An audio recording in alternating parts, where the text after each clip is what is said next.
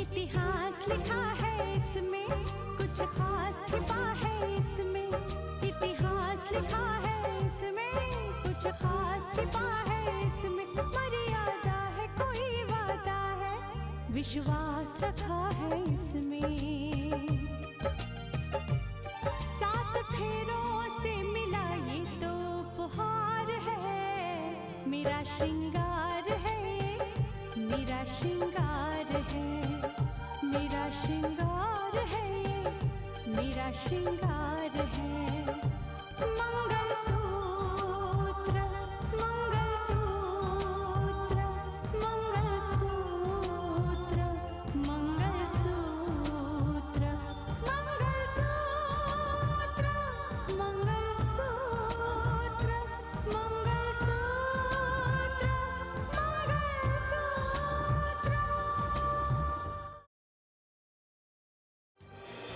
उसे इस घर में किसी भी कीमत पर लाऊंगी, मैं किसी भी हालत में लाऊंगी।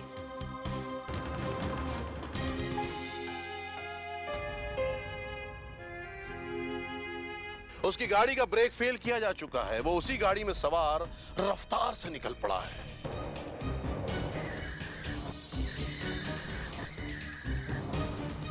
मैं समझती हूँ डॉक्टर कि अगर इनका ट्रीटमेंट जल्द से जल्द शुरू नहीं हुआ तो इनकी जान खतरे में है। प्लीज प्लीज जल्द से जल्द इन्हें बचाने की कोशिश कीजिए प्लीज। वो एक ATS ऑफिसर रहा है, कानून को समझता है कि कभी कभी गलत सबूतों की वजह से अदालत में गलत फैसले हो जाते हैं। फोन रितिका का फोन है। ये साक्षी के मसले को लेकर उस घर में तूफान उठा हुआ है। हाँ बेटा बोलो। कैसी हो माँ? मैं ठीक हूँ बेटा, तुम बताओ तुम कैसी हो और घर में सब लोग कैसे हैं? और हाँ बेटा, साक्षी कैसी है?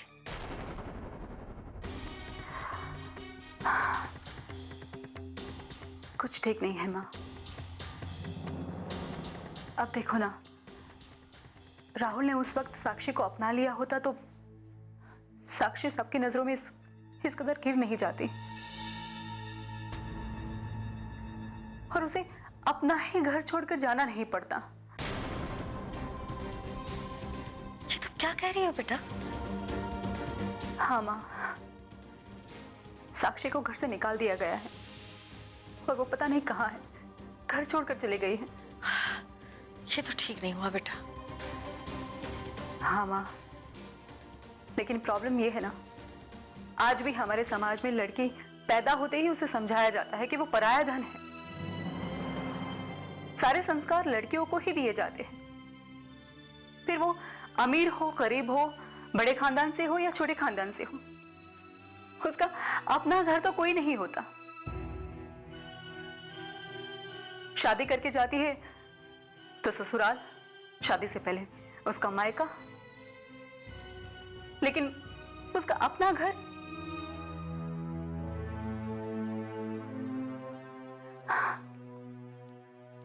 अगर ऐसा ना होता ना मां, तो साक्षी को अपने घर से बेघर नहीं होना पड़ता और साक्षी बेघर होकर पता नहीं कहां कहां ठुकरे खा रही होगी, किस हालत में होगी। नहीं बेटा नहीं, हम तुम्हारे बारे में कभी ऐसा नहीं सोचते। तुम्हारे पापा तो आज भी यही कहते हैं कि जितना बेटे का इस घर पर हक है उतना ही बेटी का भी है। पता नहीं माँ, लोग क्या सोचते हैं और क्या करते हैं, लेकिन आज भी औरत वही जिंदगी जी रही है जो वो कल जी रही थी। खैर माँ, मैं फोन रखती हूँ, बाद में बात करती हूँ आपसे।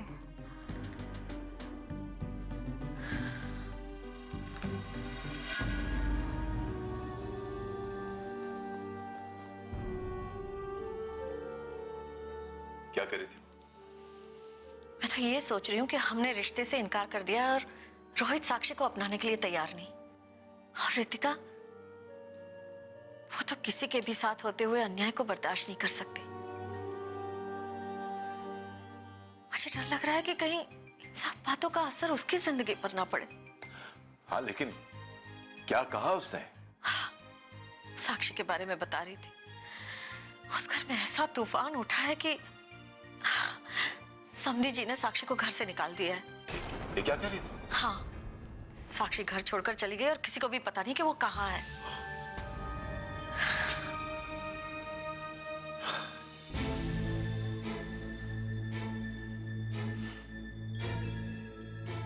अभी तक घर नहीं आया ये लड़का, पता नहीं कहाँ रह गया। कुछ ज्यादा ही छूट दे रखी है मैंने इसको।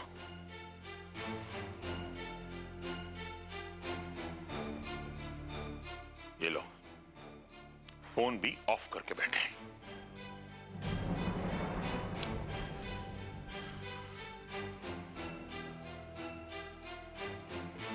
अच्छा,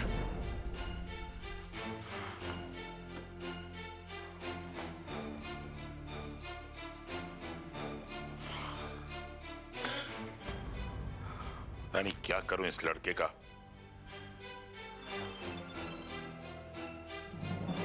हेलो गौरव, हेलो गौरव,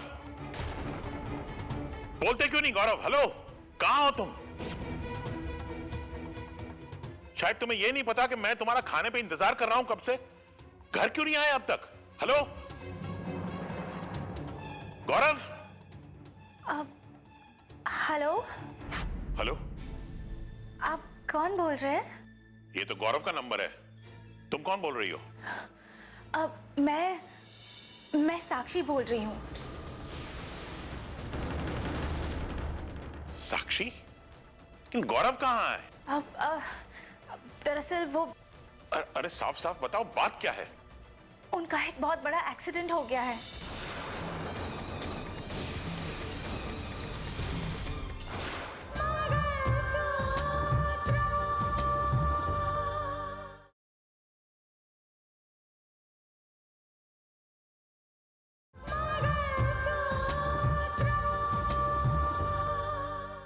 उनका एक बहुत बड़ा एक्सीडेंट हो गया है।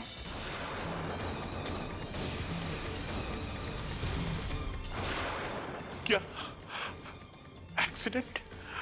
हाँ, उनके मोबाइल से आपका नंबर मिला और मैं उन्हीं के मोबाइल से आपको फोन कर रही हूँ। मैंने सोचा कि मैं आपको इन्फॉर्म कर दूं। आप उनके डैड बोल रहे हैं ना? हाँ हाँ, मैं उसका डैड बोल रहा हूँ। लेकिन तुम कहाँ हो अभी? मैं अब साई कृपा हॉस्पिटल में से बोल रही हूँ। मैंने उनको यहीं पे एडमिट किया है। क्या आप प्लीज यहाँ पे जल्द से जल्द आ सकते हैं? ठीक है, मैं पहुंचता हूँ, मैं तुरंत पहुंचता हूँ।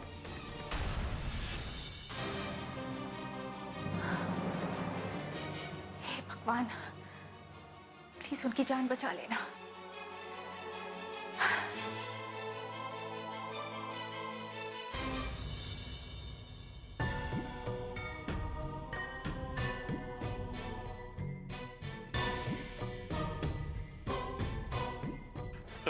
एक्सक्यूज मी, थोड़ी देर पहले यहाँ से किसी एक लड़की ने मुझे फोन किया था। मेरे बेटे का एक्सीडेंट हो गया। हाँ अंकल, वो मैंने ही आपको फोन किया था। कहाँ है मेरा बेटा? गौरव कहाँ है? अंकल वो अंदर उसका ट्रीटमेंट चल रहा है। अच्छा, लेकिन एक्सीडेंट हुआ कैसे? मुझे नहीं मालूम अंकल। अंकल आइए ना, डॉक्टर से बात करते हैं। चलो चलो चलो चलो।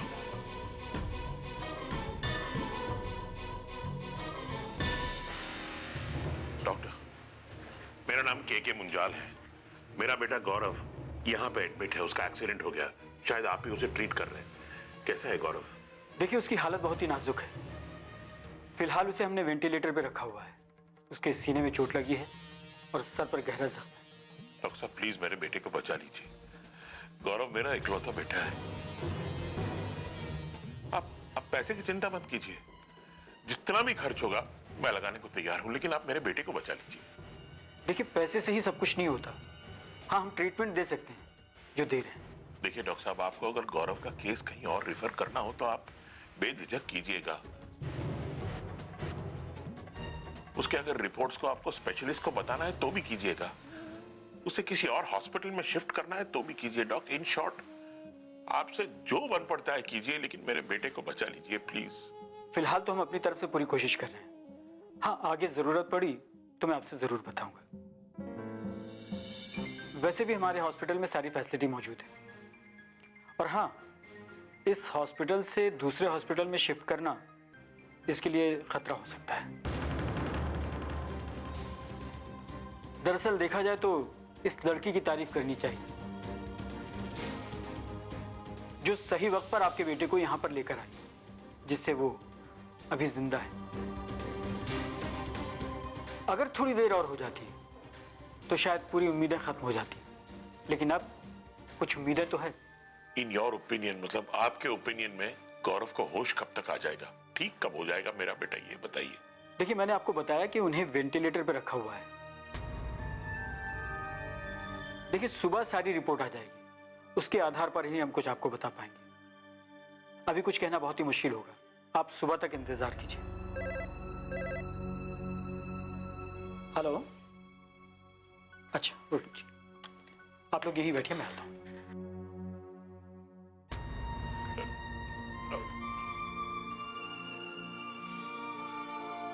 माफ करना बेटी, मैं तुम्हारे बारे में तो पूछना भूल ही गया। कौन हो तुम? आज से तुम्हारा हमारा कोई रिश्ता नहीं है। अपना परिचय देते वक्त ये मत कहना कि तुम किसी की बेटी हो या किसी की बहन हो। खामोश क्यों बेटी? तुमने मेरे बेटे की जान बचाई है, मुझ पर इतना बड़ा एहसान किया है तुमने, इसीलिए मैं तुमसे पूछ रहा हूं कि तुम कौन हो? क्या बात है बेटी, मेरी आंखों के आंसू तुम्हारी आंखों से क्यों बह रहे हैं? ये तकलीफ मेरी है, ये गम मेरा है, तुम क्यों उसे अपने पर ले रही हो? अंकल, मैं भगवान से प्रार्थना करूंगी कि आपका बेटा गौरव जल्द से जल्द ठीक हो जाए और कोमा में से बाहर आ जाए। लेकिन मेरी आंखों में आंसू इसलिए है क्योंकि आपने मेरे घर वालों के बारे में पूछा, जिनके लिए मैं मर चुकी हूँ।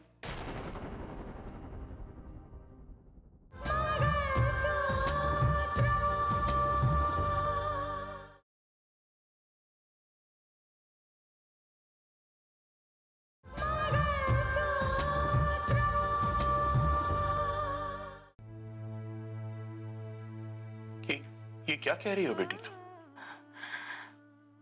हाँ अंकल, आज की मेरी हकीकत यही है कि इस दुनिया में मेरा कोई नहीं जिसे मैं अपना कह सकूं।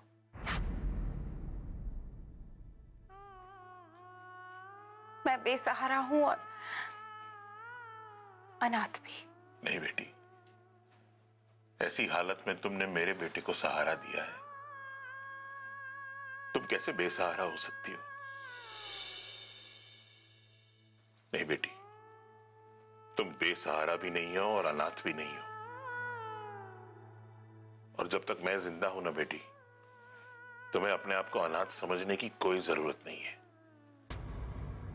और अगर तुम्हारा सचमुच कोई नहीं है ना, तो तुम ये समझ लो कि तुम मेरी बेटी हो, मेरी बेटी के मुंजाल की बेटी।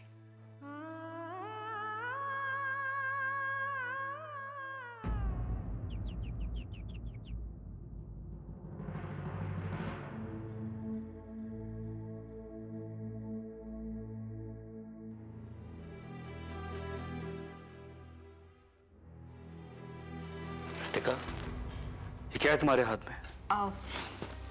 साक्षी की तस्वीर है, वो मैं अखबार में छपाने ले जा रही हूँ। Kritika, why don't you understand? पापा को ये बात पसंद नहीं आएगी। मानस, मुझे पता है पापा आप साक्षी को तलाश नहीं करना चाहते, ना सही, लेकिन मैं चाहती हूँ। मैं साक्षी को इस तरह से अकेले नहीं छोड़ सकती। बहू,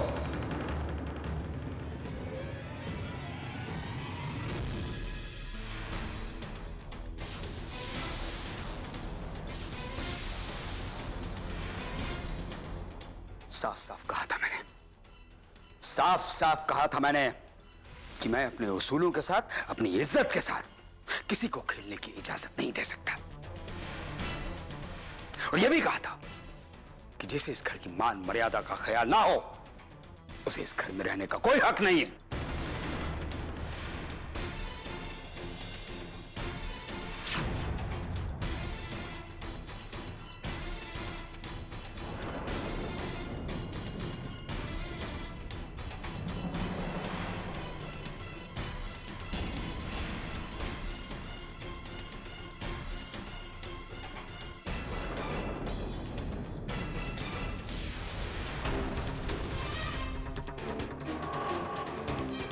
जिस बदनामी से बचने के लिए हमने साक्षी को इस घर से जाने दिया, तुम उसकी तस्वीर अखबार में छुपाकर उसी बदनामी को सरेआम उछालना चाहती हो।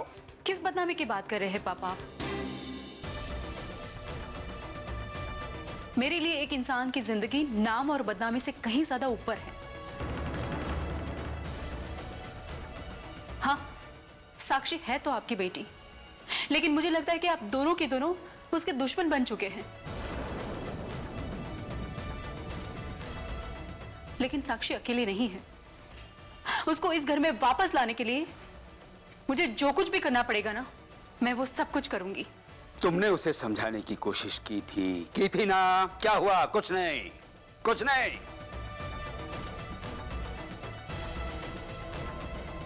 अगर उसे हमारी बात मंजूर नहीं है तो वो इस घर में कभी नहीं आएगी। मैं इस घर में नाजायज बच्चे को जन्म देने की इजाजत नहीं दे सकता, और ना ही तुम्हें अखबार में कोई तस्वीर छपवाने की इजाजत है।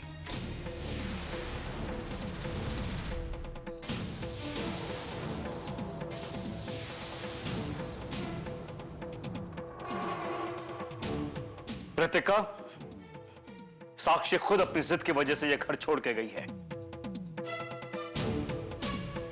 अगर तुम उसका पता लगा भी लेती हो तो क्या साक्षी अपनी जिद छोड़ देगी? इस घर में लौट आएगी वो? देखो मानस, उसकी भी जिद पूरी होगी और आप लोगों की भी।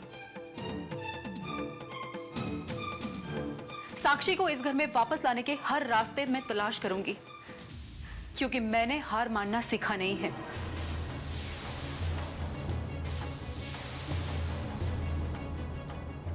ठीक है, तुमने जो कोशिश करनी है बहू कर लो, करो कोशिश, लेकिन इस घर की इज्जत का ख्याल हमेशा रखना होगा तुम्हें, हमेशा। और अगर तुम्हें मेरी बात पर एतराज है तो तुम भी अपने बारे में फैसला ले सकती हो। इस घर में रहने वाले हर शख्स को खानदान की इज्जत और मान मर्यादा का ख्याल रखना ही होगा।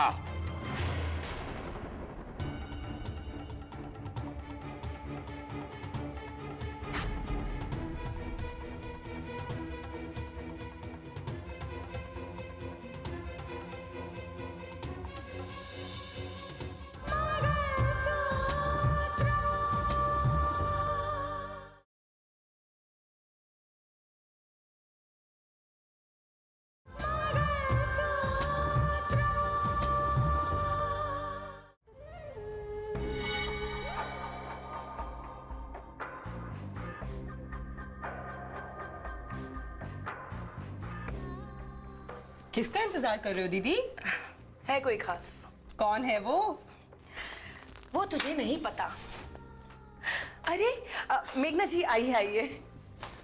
अरे आपने तो मुझे देखते ही पहचान लिया। आपको कौन नहीं पहचानता? बैठिए बैठिए।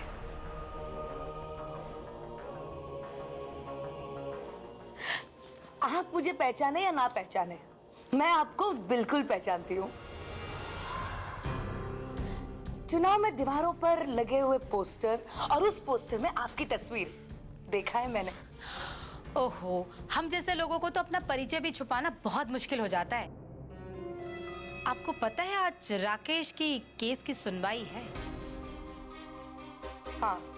और उसे बचाने के लिए जस्टिस आदित्य प्रताप खुद अदालत में उतरने वाले हैं। हाँ दीदी, अगर वो केस लड़ेंगे तो राकेश को रिहाई जरूर मिलेगी। तुम हर वक्त ये बात को क्यों जानने की कोशिश करती हो? नहीं वो दीदी, वो मैं तो बस यूं ही पूछ रही थी। तुम्हें अपनी पढ़ाई पर ध्यान देना चाहिए। तुम शहर में पढ़ने आई हो ना? जाओ, अब तुम्हारे कॉलेज का टाइम हो गया है। जी दीदी।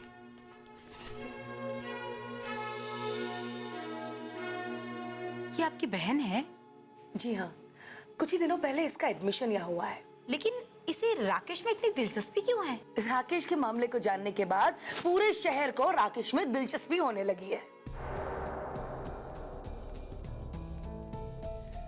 वो मामला ही कुछ ऐसा है। अब सारे मामले हम दोनों को ही संभालने होंगे। कल रात को जो गौरव के साथ हुआ, उसका अंजाम क्या हुआ कुछ पता नहीं लगा। मैंने कुंदन को भेजा है, वो आता ही होगा। ओ, आपका ताल्लुक तो जस्टिस आदित्य प्रताप के घराने से रहा है ना?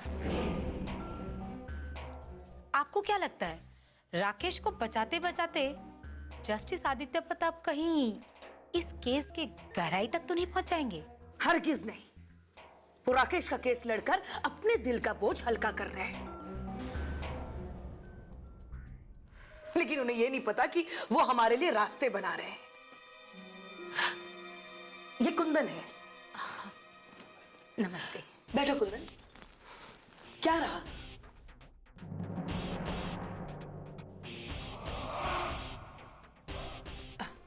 अरे बाबा, ये हमारी राजदार है, गुलशन की मिसेस। तुम बताओ क्या हुआ? गौरव उठ गया या उठने वाला है? वो घायल है मगर अब तक जिंदा है, और डॉक्टर उसे पूरी तरह बचाने की कोशिश कर रहे हैं, और पूरी रात उसका टेस्ट और चेकअप चलता रहा, मगर अब तक ये पता नहीं चल पाया है कि वो बचेगा या मरेगा।